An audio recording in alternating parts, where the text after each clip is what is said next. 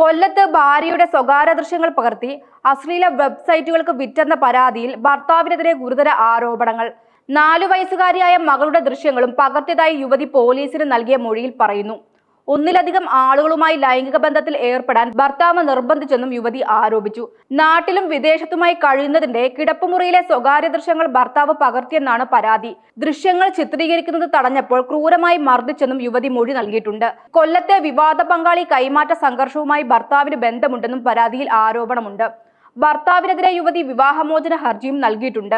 ഭർത്താവിന് വിവിധ സംഘങ്ങളുമായി ബന്ധമുണ്ടെന്നും മറ്റു സ്ത്രീകളുമായും പുരുഷന്മാരുമായും അടുപ്പമുണ്ടെന്നും യുവതി ആരോപിക്കുന്നു. സ്വന്തം അമ്മയുടെയും മറ്റ് സ്ത്രീകളുടെയും സ്വകാര്യ ദൃശ്യങ്ങൾ പകർത്തി ഫോണിൽ സൂക്ഷിച്ചിരുന്നതായും യുവതി പോലീസിനോട് വെളിപ്പെടുത്തിയിട്ടുണ്ട്. കഴിഞ്ഞ ദിവസം മകളുടെ സാന്നിധ്യത്തിൽ ഭർത്താവ് മോശമായി പെരുമാറുന്നതിനെ തുടർന്ന് വീട്ടുകാരോട് വിവരം പറഞ്ഞതിൽ പ്രകോപിതനായാണ് ആക്രമിച്ചതെന്നും യുവതി പറയുന്നു. ഇസ്തിരിപ്പെട്ടി ഉപയോഗിച്ച് തലക്കടിക്കുകയും താക്കോൽ കൂട്ടം ഉപയോഗിച്ച് ശരീരത്തിൽ മർദ്ദിക്കുകയും ചെയ്തെന്നാണ് പരാതി. പരുക്കേറ്റ യുവതി നിലവിൽ സ്വകാര്യ ആശുപത്രിയിൽ ചികിത്സയിലാണ്. വിദേശത്ത് കഴിയുന്നതിനിടെയാണ് ഭർത്താവ് സ്വകാര്യ ദൃശ്യങ്ങൾ പകർത്തിയെന്നാണ് യുവതിയുടെ മൊഴി.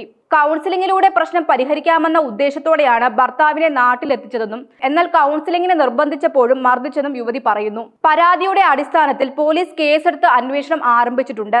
യുവതിയുടെ മൊഴി രേഖപ്പെടുത്തിയ പോലീസ് ആരോപണങ്ങളിൽ വിശദമായ അന്വേഷണം തുടരുകയാണ്.